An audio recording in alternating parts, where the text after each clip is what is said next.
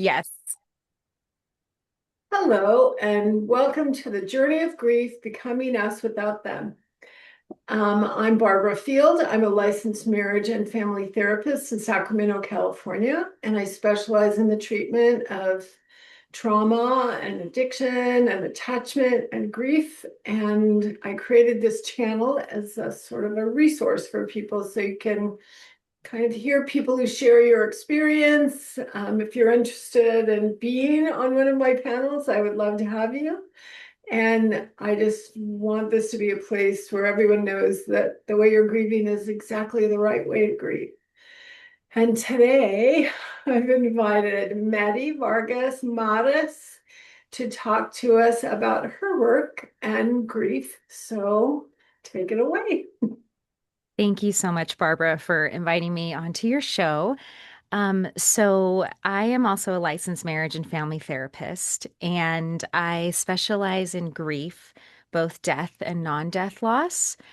Um, Particularly like when we're talking about non-death loss, I think of the life transitions that we go through. And so I see quite a few clientele that are recently divorced or going through a divorce. And then, of course, a lot of loss of childhood, which is the childhood trauma. And grief of death, that's probably about 50 to 60% of my clientele that come in. Um, I don't know if anyone who calls themselves a grief therapist comes into the work and says right away, this is, as a child, I want to be a grief therapist when I grow up. I really feel like it's a calling. I thought that I would market myself as a therapist who specializes in anxiety because those were the struggles that I was having as a child and a teenager and a young adult. And then, interestingly enough, when I was in counseling graduate school, and during that time, I was obtaining my school counseling master's degree as well as my marriage and family therapy coursework. So I was doing both. Um, my brother passed away unexpectedly. Yeah. And it was I had experienced other difficult moments in childhood, um, just a chaotic family system growing up. Um, I had pushed a lot of that to the side. So when he died unexpectedly, it it really just took my world and flipped it upside down. I had no idea how to move on.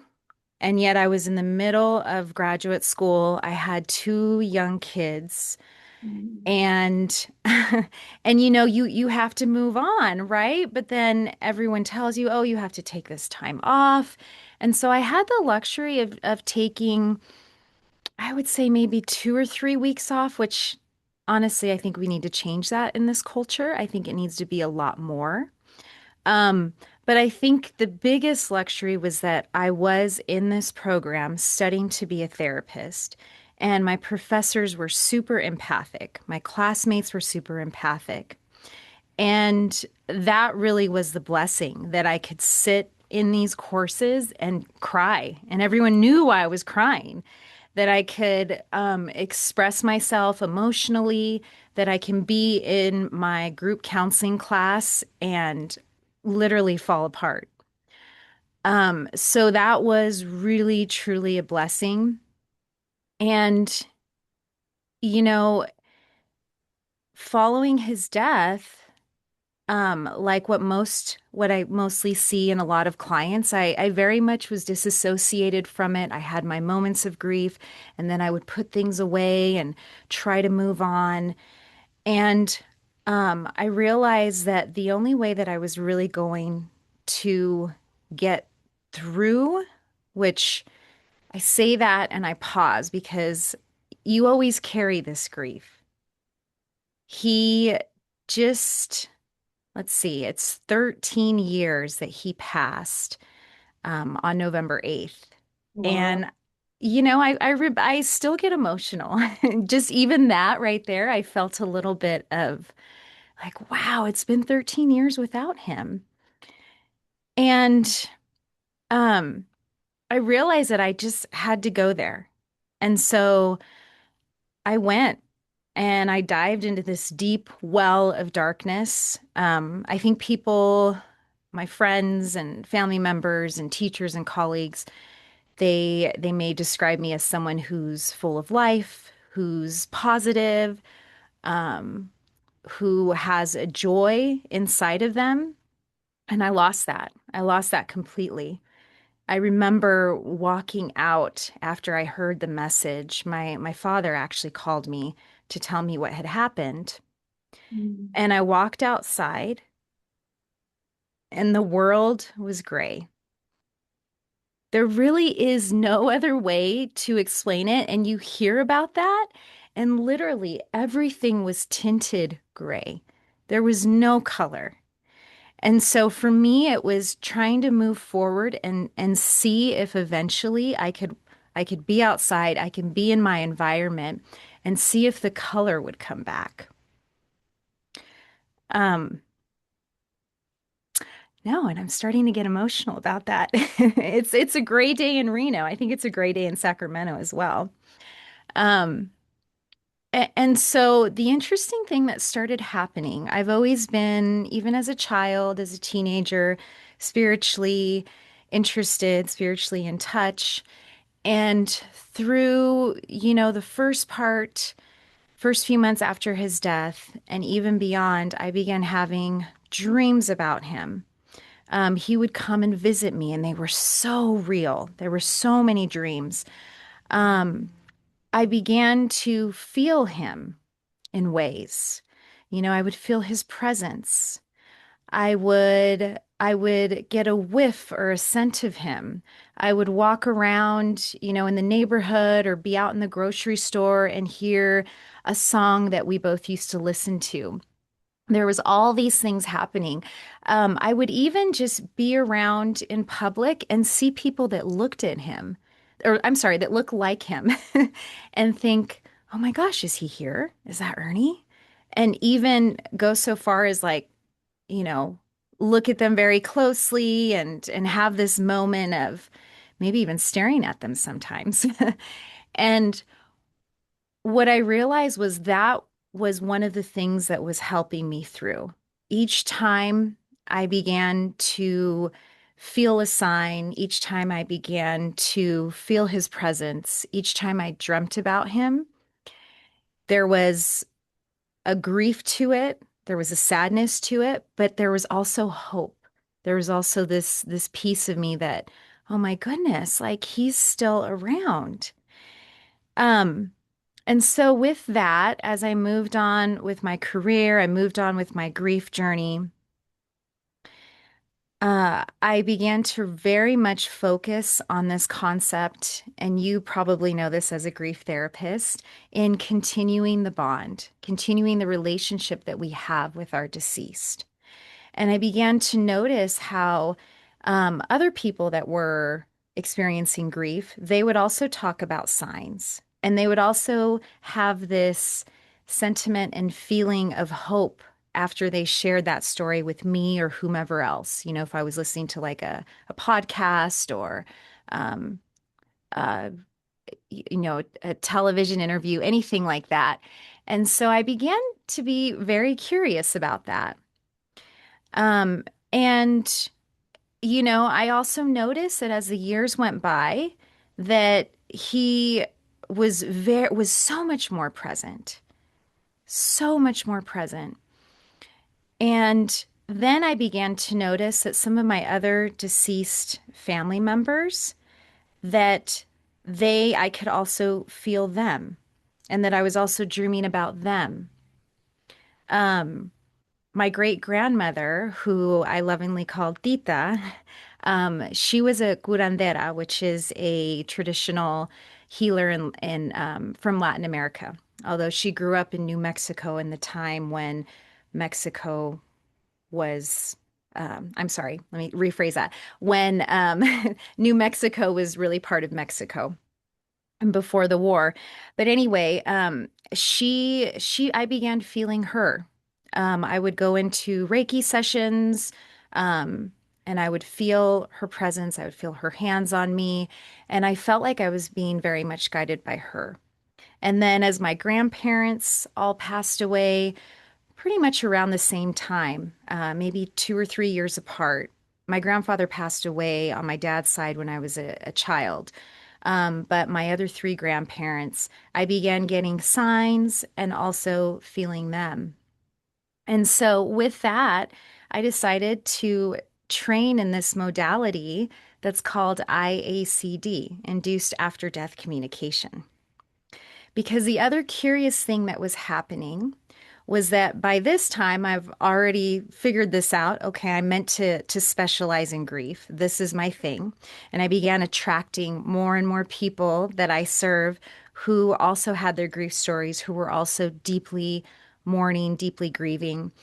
And I started to notice that if I did an EMDR protocol on them, which is a modality that uses back and forth movement, bilateral stimulation, and it really just targets the trauma, the triggers.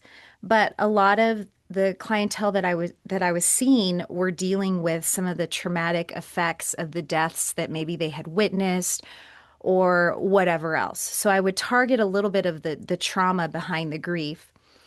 And I started noticing that they would have these spontaneous connections to their deceased loved ones. Um, Family members would come up, um, lost friends would come up, and they were having this experience where all of a sudden we're not even really targeting the grief. We're focused on this one trauma trigger moment, and they have grandmother coming in and giving them a message or a vision or giving them comfort. And then with my own therapist, the same thing was happening. These moments of spontaneous, like, oh my goodness, my brother's here and he's telling me this, and I feel him comforting me. And so, all of these things happening at the same time, I moved into researching this modality. It's called Induced After Death Communication. And it is exactly what it says. Instead of these spontaneous, we don't know if it's going to happen, maybe it's going to happen, through this modality that's an EMDR modality, um, I'm able to help guide a client towards inducing that after death communication. Um, it's been it's been amazing to see some of the clients that I've worked with who've decided to try this modality and have, maybe been seeing me for a year and a half. Maybe they're 2 years out from the moment of death, or who knows, that I have a lot of people that come after 10 years or 15 years. And then they have this session where they're able to connect. And all of a sudden, it's like they communicate to me, that's what I needed. That's what I was waiting for.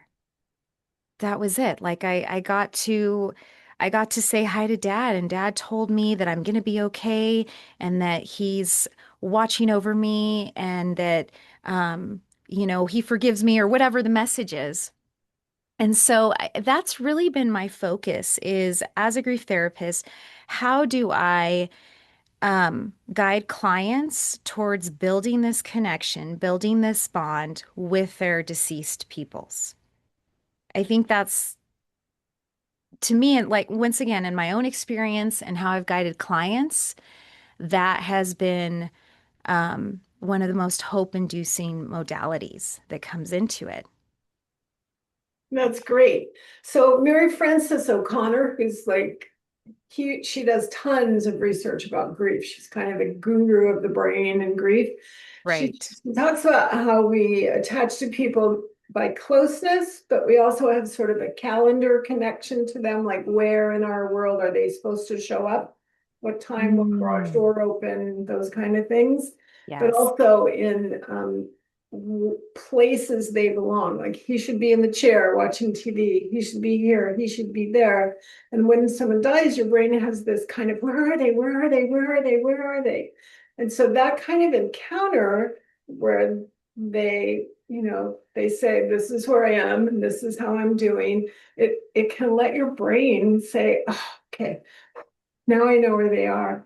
So cultures that have very ritualized death rituals and, you know, later celebrations at a month and a year and 6 months where they know where they are, they know how they got there.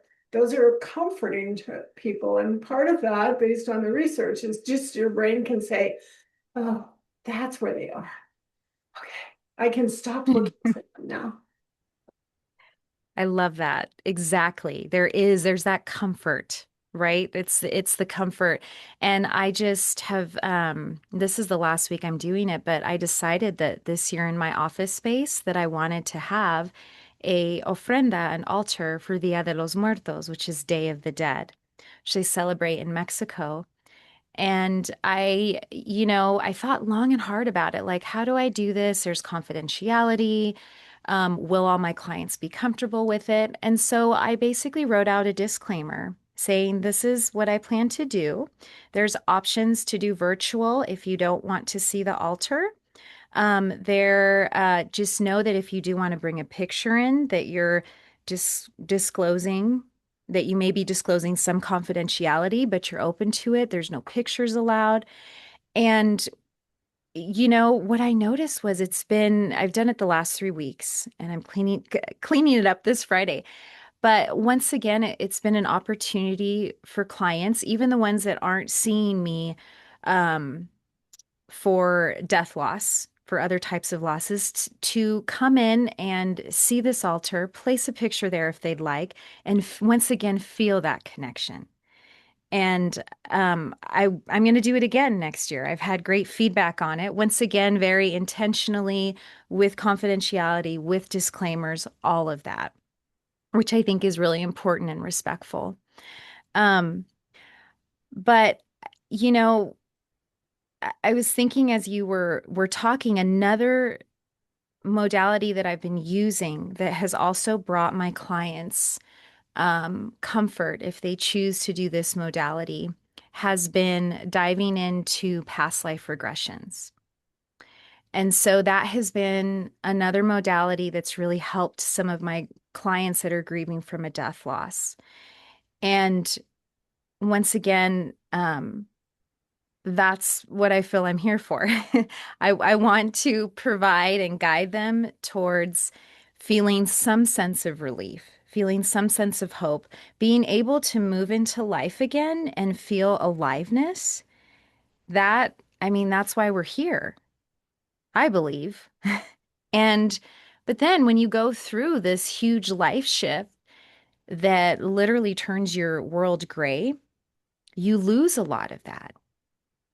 And and I know you've probably had other speakers talk about this, but it very much is this duality. Like how do I hold on to this relationship with this deceased person? How how do I, move through the fact that I'm still going to feel pain, that I'm still going to grieve them till the day that I die? And how can I hold on to these moments of joy? And so with past life regressions, I've been able to guide clients to another past life that they've had. And oftentimes they've met with their deceased person in that life, and it's been like another role, like maybe brother is mom or husband or whatever it is. And so then there's this shift in perspective of, maybe I might see them again. And that brings a sense of comfort. So I think that when you're in deep pain, you want to find ways to diminish it. You want to find ways out of it. That's very much ingrained in our culture. And going into that pain, going into that grief, is really the way to do it. And then later on, when you're ready, trying whatever it is. When grief happens, it's sometimes like you're just open to anything. I have clients that are like, wow, now I'm doing sound healings or I'm doing I don't know, this isn't me. This is so weird. Now I'm going to a medium or whatever it is. And my belief is this there's an ending, but there's also an opening. So this is your opportunity. Try what you feel you need to try. Like open your mind so that you can invite the aliveness back. So I can imagine lots of skeptical people calling this all kinds of names. And so, how do you help your clients just with all grief therapy? It's giving your clients permission to just grieve their own way. Whatever grief looks like for them, however they make this journey back into aliveness. Hmm. And so, how do you help your clients prepare their responses to the people in their life who are saying, "Oh, you're just grieving and you're crazy"? Yeah, that's a great question. I mean, it very much is these modalities that I have, and it very much is their own grief journey where they get to choose what they want to do. It's there if they want to take it. And I do have a lot of people that I serve who say, wow, I don't think I can share this with anyone else. I don't think I can share that we just had an induced after death communication or I did a past life regression based on maybe cultural or spiritual beliefs they grew up with, whatever it is. Um, but what happens interestingly enough is that the other thing I try to build around clients is community. So it's always assessing where's your support system. Okay, so if you can't talk to family about this, what group, what support group, is there a friend that's more inclined to believe you? Can you connect? Can you make your own group? Do you need to make some new friends? What do you need to do? Do you need to expand that circle? Because it's very much this relationship that I have with client. Yes, helpful. Yes, I want to be a guide, but we can't do this in a silo. Once again, you talked about earlier how different cultures they come together, they ritualize things. There's a continued sense of comfort with that. And a lot of that is that sense of community, that it's okay to talk about it, that it's okay to say 13 years later, I really miss my brother, right? And, if we close ourselves off from connection and community, then my personal belief is it may be a harder process. Like we need the therapist, but we also need the friends and we need the family and we need new connections. Always, all the time. We can't do this work in a silo. Absolutely. And so our nervous system is like AI. So if you ask AI a question, it goes out, searches the entire universe and comes back and sometimes tells you something ridiculous, but most of the time it's pretty cool, right? So your nervous system literally remembers every moment of experience that you had with the person that you loved. It's all in there. But the grief blocks it. And if you can just get back in there and let your body remember, so whatever you want to call it, if it turns out that we are actually engaging with their spirit, or if it turns out that we're just tapping our AI of them, either way, anything that enables us to have with what is like a very real visceral experience where if I've spent my whole life with my brother, I have a pretty good idea what my brother would say when I ask him a question. Or if he's just here answering the questions. But either way, my experience of having had one more communication, having had some closure, having gained some wisdom, that is all kinds of good for my body to feel as if I can hear wisdom from them, even though they're dead. And regardless of what your particular modality says that is, if it can viscerally occur where you're comforted by them, then it's a good thing. And we know research is telling us more and more how trauma is transmitted through the generations because memory lives in all your cells. So you get generations of cells. You have cells from your great grandmother that carry a story. So again, for people who worry this is like satanic or whatever you want to say, I'm like, okay, so call it brain science. You're just figuring out Mhm. how to tap into all of that generational memory and gain the wisdom and freedom. And so you don't want to believe that you've tapped into another time, another person. Great. How about the brain science carrying memory in your cells? So giving people permission Mhm. to get the wisdom from inside of their bodies, however it is a lovely thing. And for you to be able to help them do it in a mindful way and seek that wisdom and gain that wisdom is an awesome thing. Absolutely. Absolutely. I loved what you said. And there's been so much in the quantum physics field, the science field, that has pointed and validated these experiences. For sure, because the energy never Mm. goes away, just changes Exactly. form. And so people who can just reach in there and feel it, it's an awesome thing. You were reading my mind. I was just going to say that energy never leaves; it changes form. Exactly, exactly. For the which science is yes, yes, yes. Science is so important, and it is important to bridge that gap and explain these modalities in that way as well. Um, when you were talking, I just remembered I just had a recent experience where I felt my brother's presence. And I think I may have shared this with you before, but I thought if it's okay, I could share it again because there's more information. Um, Absolutely. so a few months ago, I got a random email on my computer, and it looked spammy as can be. The headline actually said, "Congratulations!" Exclamation point, "You've been accepted." And we all know that you shouldn't open emails like that. It was not from an organization, it was from just one person.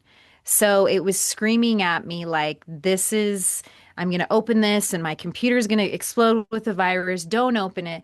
But then there was that intuitive part of me that was like, open it, open it. So I opened it, ready for the worst. And it was a congratulatory letter email that stated that they wanted to award me this retreat. And I had, and I scrolled down and I'm trying to think like retreat, what? And then I realized, finally on the bottom there's a retreat center organization. And I think, oh my goodness, I applied to this 3 years ago. Wow, this is cool. And so then I scroll down a little bit further and I'm like, well, let me see when the dates are. And this happened in Santa Cruz. And and then my heart just stopped right then and there when I saw that the weekend was the weekend of my brother's death date, which was Wow. November 8th. So I'm fresh from coming back. And I just felt in that moment, I felt him. I knew he was sending this to me. Um, so I went. Of course I went. It's free. It's all expenses paid. It was lovely. And it was a community of people who serve a lot of educators, clinicians, that kind of thing. Beautiful experience. They had workshops intertwined. And one of the workshops, it was on his death date on the 8th.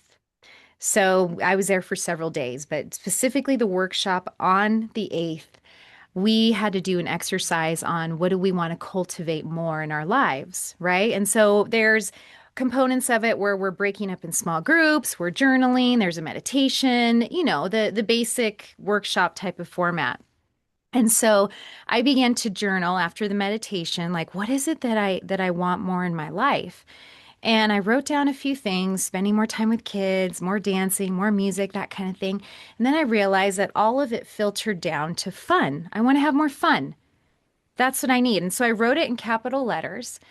And I'm like, yeah, that makes sense. That's the, for the following year, forever in life, this is it. I need to have more fun.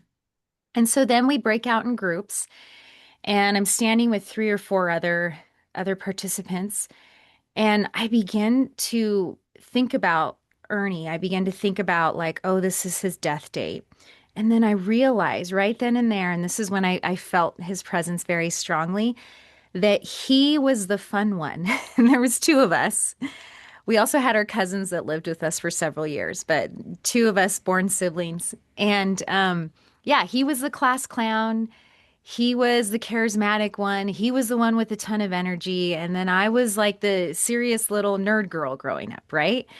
And so I could feel him, and I could feel him saying, or I could hear him saying like, fun, fun, that's what you need to do. And so I'm crying as I'm sharing this because, we share our experiences in this small little group, and telling them I've just had this epiphany or this moment where this on his death date with this workshop and feeling him that he wants me to be more like he was as a kid, as a teenager. And how sometimes when we're doing this work, it's very serious work, but to keep that aliveness, to not get so buried in the weeds that we can't come up and have that fun. So it was just such a beautiful moment. And I've been riding high on that, saying like, okay, what can I do today that's fun? What can I do today to be more alive? Even if it's just a tiny, tiny little thing. Cool, that's awesome. Great. Okay, so at the end of my videos, I always ask everyone for their 1 minute wisdoms. So if people ignored everything we talked about and walked out of here with just one thing to remember that would impact them forever, what is your 1 minute wisdom? My 1 minute wisdom would be that connection with our deceased is very much possible, and that if we encourage that and we lean into that and we lean into our inner voice that guides us towards that, that this can help with the grief journey. You'll still miss the person, you will still grieve the person, but it will help you move towards that aliveness that you lose when you go through such a monumental loss. So don't forget that. Cool. Thank you. That's awesome. I always am always so honored when people as lovely as you take time and hang out with me on this channel. And I'm very, very grateful that you gave me and hopefully the people that listen to this honor. And I will talk to you another time. Thank you so much, Barbara. Thank you. Bye-bye. Bye.